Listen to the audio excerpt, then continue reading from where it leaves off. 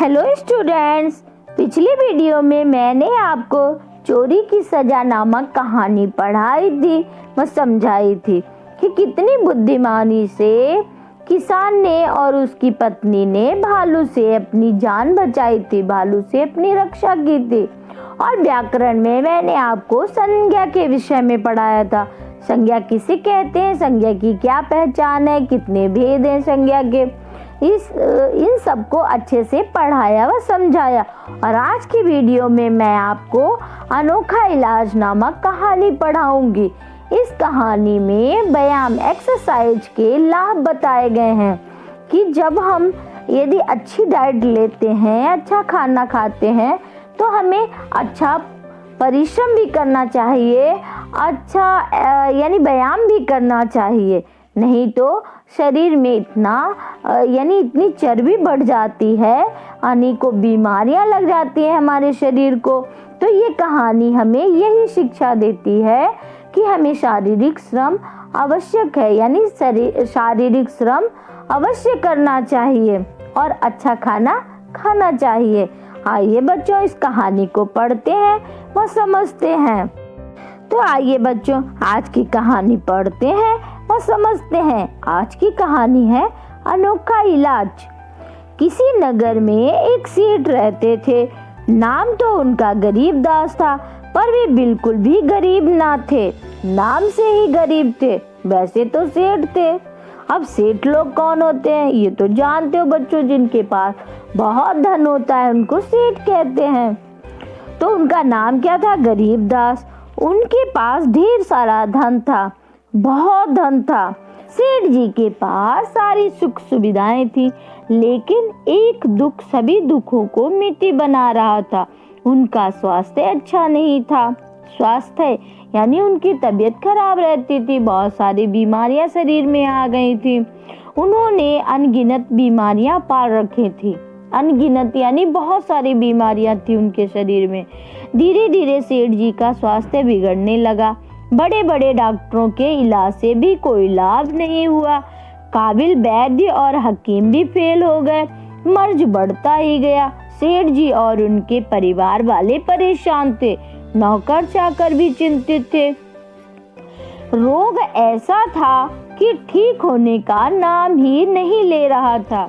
निराश होकर सेठ जी ने घोषणा करवाई कि जो कोई भी उन्हें ठीक करेगा उसे मुंह मांगा इनाम दिया जाएगा। फिर क्या हुआ बच्चों? इनाम के लालच में कई डॉक्टर और वैद्य आए, इलाज भी किया, लेकिन सेठ जी की दशा ज्यों की त्यों बनी रही, यानी कोई ऐसी दवाई ही नहीं।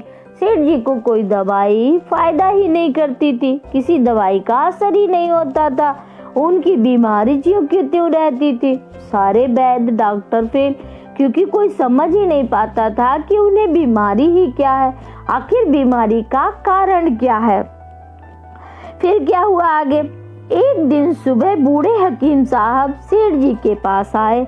अब बूढ़े हकीम साहब थे तो उनको अनुभव ज्यादा होगा, एक्सपीरियंस इतना था। वो देखते ही जान गए कि इनको क्या बीमारी है। उनकी नब्ज देखी, शरीर की जांच पड़ताल की। किसकी? सेठ जी की। फिर नौकरों को अलग ले जाकर कुछ पूछा। रसोई से भी चुपचाप बातें की। रसोइये से जो खाना बनाता था उससे भी पूछताछ की कि सेठ जी क्या खाते हैं, कब खाते हैं, कितना खाते हैं। अब सेठ जी से पूछने की बारी थी। अब सेठ जी से देखिए, ये हकीम साहब का यहाँ पर चित्र में देख रहे हो, उनकी पत्नी खड़ी, नौकर चाकर, सेठ जी लेटे हुए हैं, हकीम साहब बैठे हुए हैं। फिर आगे क्या हुआ? हकीम साहब मुस्कुराते हुए बोले, सेठ जी आपके पास इतनी दौलत है, लगता है आप खाने पीने में काफी कंजूसी करते हैं। अब देखिए सेठ और हकीम साहब ने एक व्यंग कसा, उनकी मजाक बनाई, हंसी मजाक की, ताकि सेठ जी कुछ बोले। खाने पीने में काफी कंजूसी, भला क्यों? सेठ जी चौंके। ठीक से खाते पीते तो बीमार क्यों पड़ते? खैर छोड़िए, अपनी खुराक के बारे में बताइए। ऐसे तो सेठ जी बताते नहीं, डायरेक्ट अगर पूछते हकीम साहब तो बताते नहीं। हकीम साहब ने एक तरकीब निकाली और इनडायरेक्टली उनसे पूछ लिया। अब देखिए सेठ जी अपने बारे में अच्छे से बताएंगे। फिर सेठ जी ने क्या बताया कि खुराक तो मैं ठीक ही लेता हूँ, सवेरे 8 खस्ता कचौड़ी। अब देखना कितनी खुराक लेते हैं बच्चों, गिनना क्या क्या खाते हैं सेठ जी। सुबह सवेरे 8 खस्ता कचौड़ी, पकौड़े, 1 कटोरा हलवा, 1 कटोरी मलाई, कुछ सूखे मेवे व 1 लोटा दूध नाश्ते में, और दोपहर को कुछ और बताते। तभी हकीम साहब ने कहा, ठहरिए, इतना सुनकर ही मेरे मुंह में पानी आने लगा। दोपहर और शाम की खुराक इससे 2 गुना ज्यादा ही होगी। हकीम साहब बीच में बोल पड़े, आपका अनुमान ठीक है, पूरी और पराठे मुझे बेहद पसंद है, डट कर खाता हूँ। फिर भी समझ में नहीं आता कि चलते चलते मेरा दम क्यों फूलने लगता है।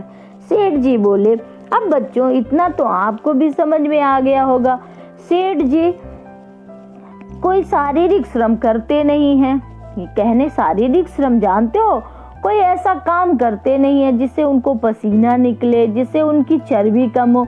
खा तो वो इतना लेते हैं जिसमें इतनी एनर्जी होती है, खाने में उनके बहुत एनर्जी है, पर ऐसा काम नहीं करते हैं जिससे उनकी एनर्जी वेस्ट हो।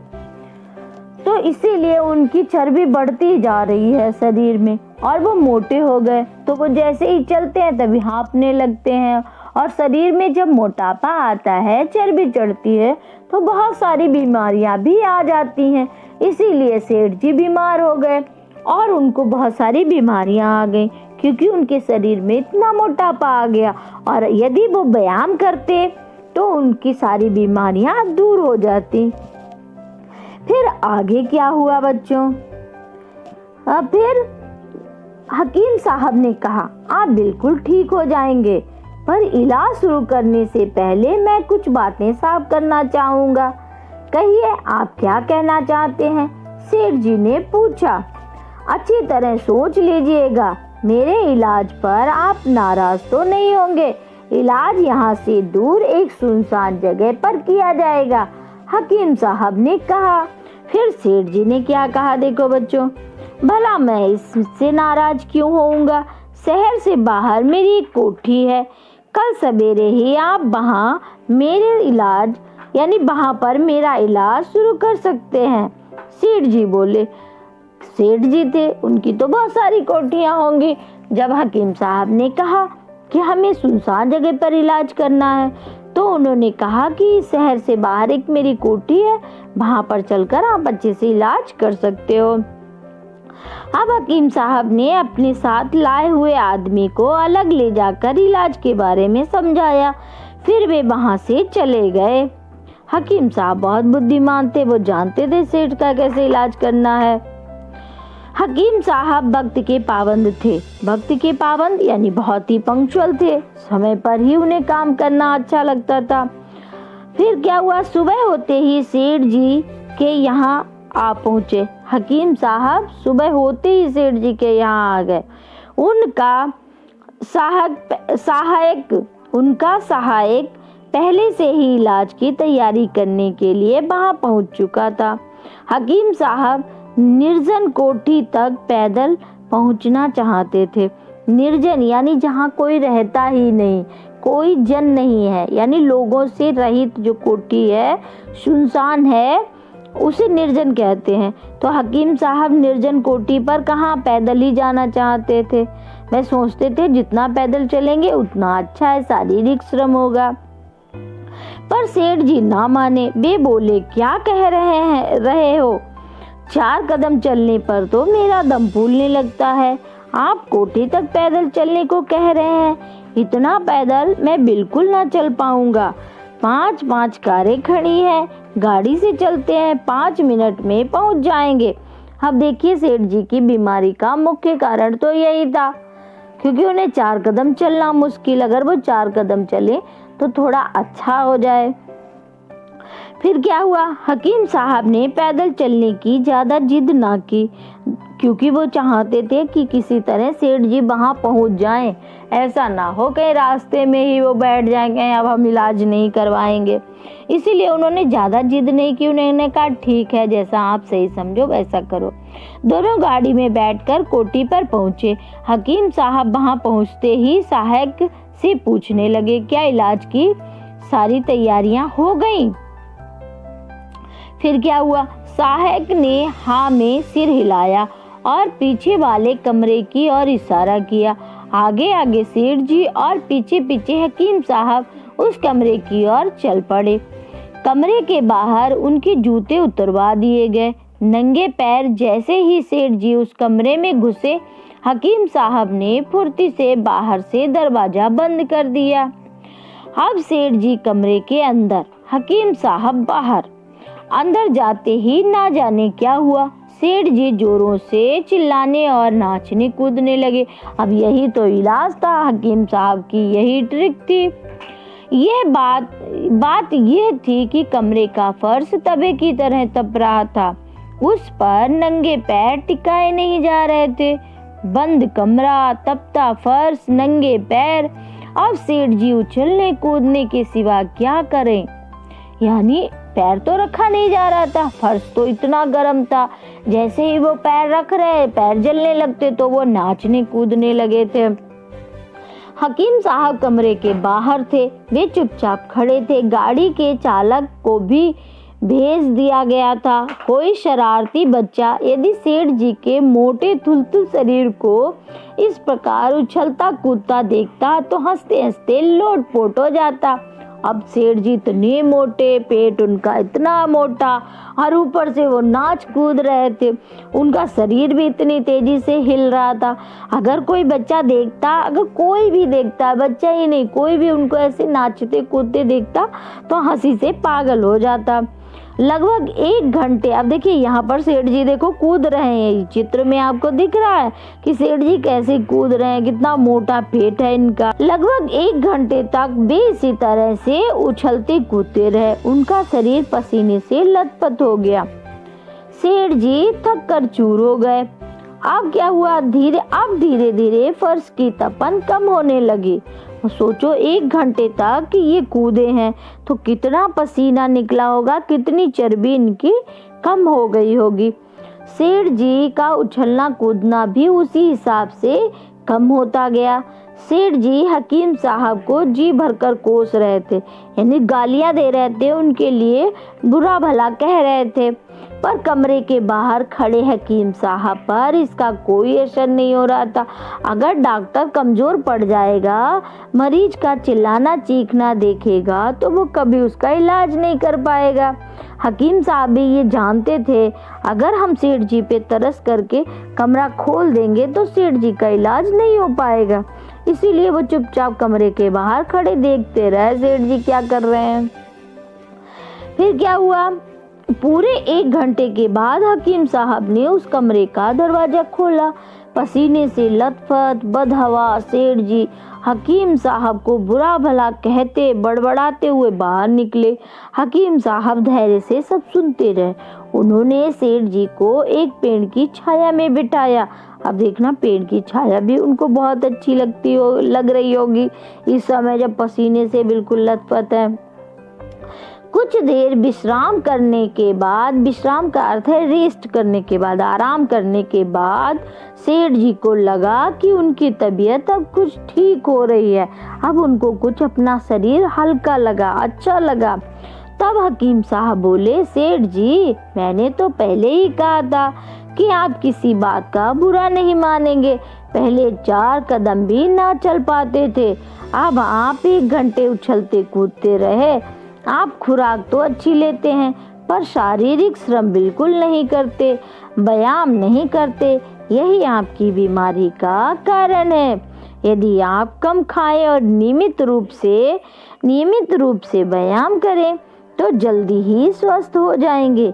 मुझे आप माफ कीजिए क्योंकि आपके इलाज के लिए मुझे कुछ सख्त कदम उठाने पड़े। अब देखिए, हकीम साहब तो जान गए थे कि इनकी बीमारी कैसे दूर होगी, ये खाते तो बहुत है पर शरीर से काम बिल्कुल नहीं करते हैं।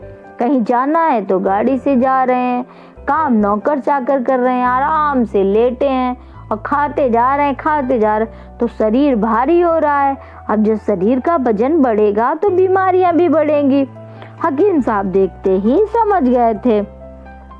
फिर क्या हुआ कि अब सेठ जी का क्रोध कुछ शांत हुआ। सेठ जी भी समझ गए कि हकीम साहब ने जो किया वो अच्छा ही किया, वो मेरे लिए लाभकारी था।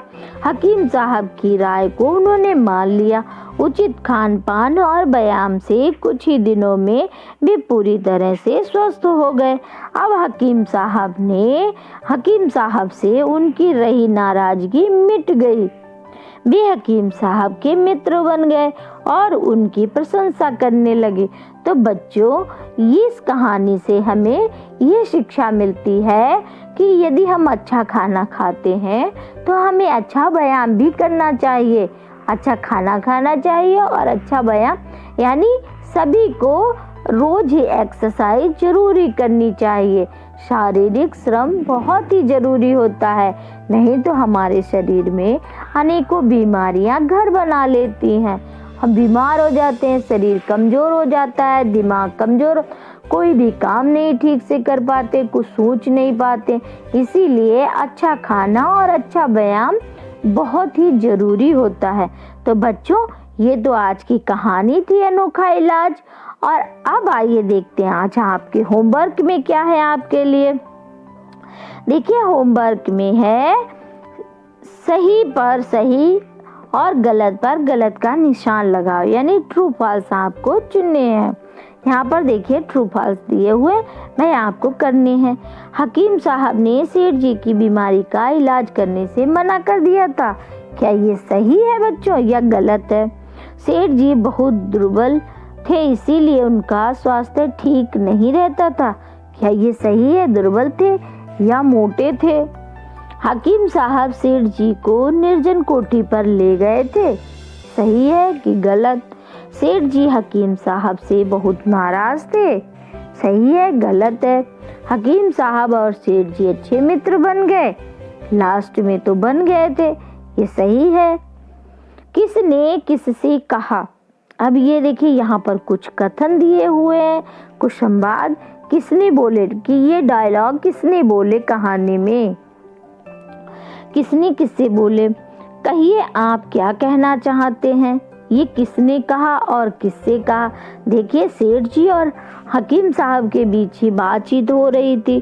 तो ये बात हकीम साहब ने बोली सेठ जी को या सेठ जी ने हकीम जी से बोली, ये आप कहानी से पढ़कर अच्छे से जान ही गए होंगे। इसको लिखिए। ठहरिए, इतना सुनकर ही मेरे मुंह में पानी आने लगा। किसने कहा बच्चों और किससे कहा? क्या इलाज की सारी तैयारी हो गई? किसने पूछा था, सेठ जी ने कि हकीम जी ने? किससे पूछा? अपने सहायक से पूछा कि सेठ जी से पूछा?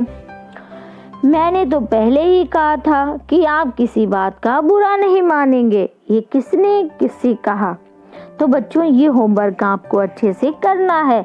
ये कहानी हो गई और उससे संबंधित होमवर्क हो गया।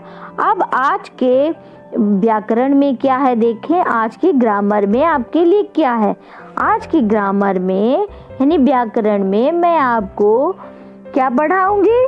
मुहावरे, विलोम शब्द और संयुक्ताक्षर। आइए इनको अच्छे से पढ़ते हैं, समझते हैं। तो बच्चों, प्रत्येक व्यक्ति का बात करने का अपना अपना एक तरीका होता है। बातें दो प्रकार से कही जाती हैं। दो तरीके मुख्य रूप से होते हैं, एक तो साधारण तरीका और दूसरा विशेष तरीका। अब यहाँ पर एक चित्र दिया हुआ जिसमें एक आदमी एक बच्चे पर बहुत जोर से गुस्सा हो रहा है। अब इस बात को यानी इस भाव को व्यक्त करने के लिए यदि हम कहते हैं साधारण तरीके से कहते हैं राजू बहुत गुस्सा हो रहा है, और जब हम विशेष तरीके से कहेंगे ये बात को तो राजू गुस्से में लाल पीला हो रहा है। बच्चों, जब हम विशेष रूप से यानी विशेष ढंग से किसी बात को कहते हैं तो उसे क्या कहते हैं, क्या आप जानते हो? तो उस तरीके को, उस ढंग को हम मुहावरे की भाषा कहते हैं। मुहावरे का प्रयोग करने से भाषा सुंदर और प्रभावशाली हो जाती है। मुहावरा किसे कहते हैं? आइए बच्चों, मैं आपको समझाती हूँ, उसको ध्यान से समझना। मुहावरा ऐसे शब्दों का समूह है जो अपने साधारण अर्थ को छोड़कर किसी विशेष अर्थ को प्रकट करता है, अर्थात जो वाक्यांश अपने सामान्य अर्थ को छोड़कर विशेष अर्थ को प्रकट करते हैं मुहावरे कहलाते हैं।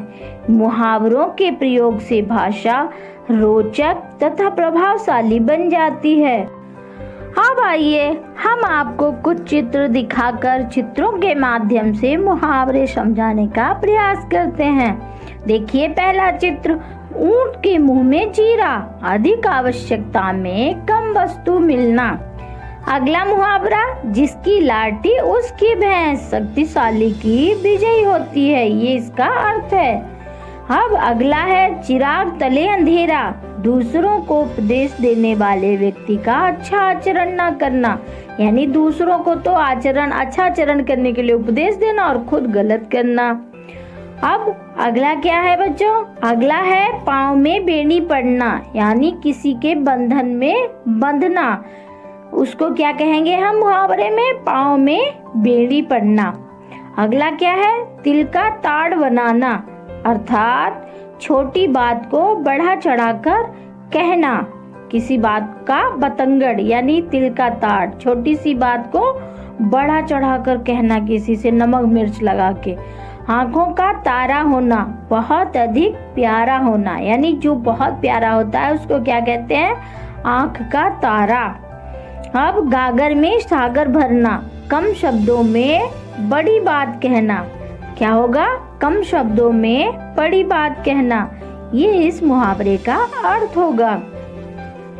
मुंह में पानी आना, किसी चीज को देखकर लालच आना। मुंह में पानी आने का क्या अर्थ है?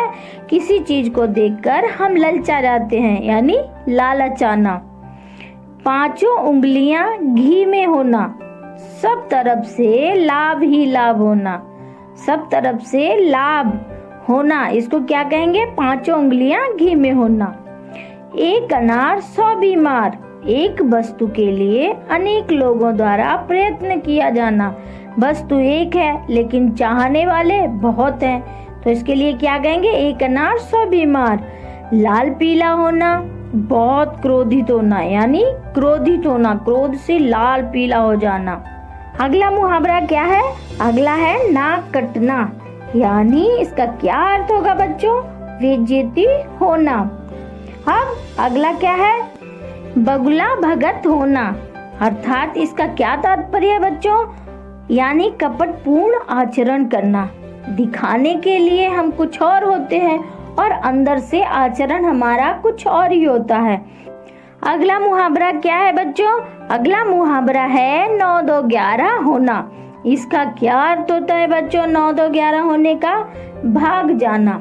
कहने का मतलब ये है, जब भी चोर पुलिस को देखती है तो क्या होती है? डर कर 9 2 11 हो जाती है कि कहीं पुलिस हमें पकड़ ना ले। आंखें खुलना, सचेत होना, कहते नहीं कि अरे मेरी तो आंखें खुल गई, मैं तो सावधान हो गया, सचेत हो गया। अब अगला पीठ दिखाना, लड़ाई से भाग जाना। अब अगला मुहावरा क्या है? थाली का बैगन, यानी सिद्धांत विहीन व्यक्ति, ऐसे व्यक्ति की बात का कोई भरोसा नहीं होता है, वह पता नहीं कब विपक्ष में चले जाएं, कब हमारे पक्ष में आ जाएं। ऐसे व्यक्ति पर कभी भरोसा नहीं करना चाहिए। तो बच्चों, ये तो थे मुहावरे। मुझे पूर्ण विश्वास है कि आपको मुहावरे समझ में आ गए होंगे। अब आइए विलोम शब्द के विषय में पढ़ाते हैं कि विलोम शब्द किसे कहते हैं। किसी शब्द का उल्टा अर्थ बताने वाले शब्द को विपरीत अर्थक या विलोम शब्द कहते हैं। जैसे सुख का उल्टा दुख, हार का जीत, भारी का हल्का, पहला का अंतिम, उचित का अनुचित, सफल का असफल आदि। ये सब एक दूसरे का उल्टा अर्थ बताते हैं, तो उसे क्या कहते हैं? विलोम शब्द कहते हैं, यानी विपरीत अर्थ बताने वाले को विलोम कहते हैं, विलोम शब्द। आप देखिए यहाँ पर कुछ विलोम शब्द दिए हुए हैं, चित्र दिए हुए हैं। जैसे छोटा का उल्टा क्या होगा? बड़ा। हाथी बड़ा है, चूहा छोटा है। अब अगला क्या है बच्चों? सोना। सोना का उल्टा क्या होगा? जागना। सर्दी का उल्टा गर्मी। सर्दी का उल्टा गर्मी। और आगे कम का अधिक। कम का क्या होगा उल्टा बच्चों? अधिक। सुबह का शाम। सुबह का क्या होगा उल्टा? शाम। तो बच्चों ये तो मैंने आपको चित्रों के माध्यम से विलोम शब्द समझाए थे। अब यहाँ पर विलोम शब्दों की लिस्ट दी हुई है, आइए इसको पढ़ते हैं और समझते हैं। अच्छा का क्या होगा? बुरा। दिन का रात। मीठा का खट्टा। आगे का पीछे। सुख का दुख। जीत का हार। अंदर का बाहर। प्रश्न उत्तर। आना जाना। अमृत विष। अपना पराया। धनी निर्धन। गरम ठंडा। आगे पीछे। ऊपर नीचे। सुबह शाम। काला सफेद। राजा राजा रंक। अमीर गरीब। हंसना रोना। सोना जागना। कम अधिक। काला गोरा। जलना बुझना। खुशी नाखुशी। दंड पुरस्कार। विश्वास अविश्वास। तो बच्चों ये तो हो गए विलोम शब्द। अब आइए संयुक्ताक्षर के विषय में आपको समझाते हैं। संयुक्ताक्षर किसे कहते हैं? वे वर्ण जो दो व्यंजनों के मेल से बनते हैं किंतु स्वतंत्र रूप में प्रयोग किए जाते हैं, संयुक्त व्यंजन कहलाते हैं। इन्हें संयुक्ताक्षर भी कहते हैं बच्चों। और इनकी संख्या कितनी होती है? ये संख्या में 4 होते हैं। कौन कौन से? आइए जानते हैं। जैसे का प्लस शा मिलकर छ। ता प्लस रा मिलकर क्या बना? त्रा। त्रा संयुक्ताक्षर बनता है। जा और प्लस न्या मिलकर क्या बना है? ज्ञा। शा प्लस रा मिलकर श्रा बनता है।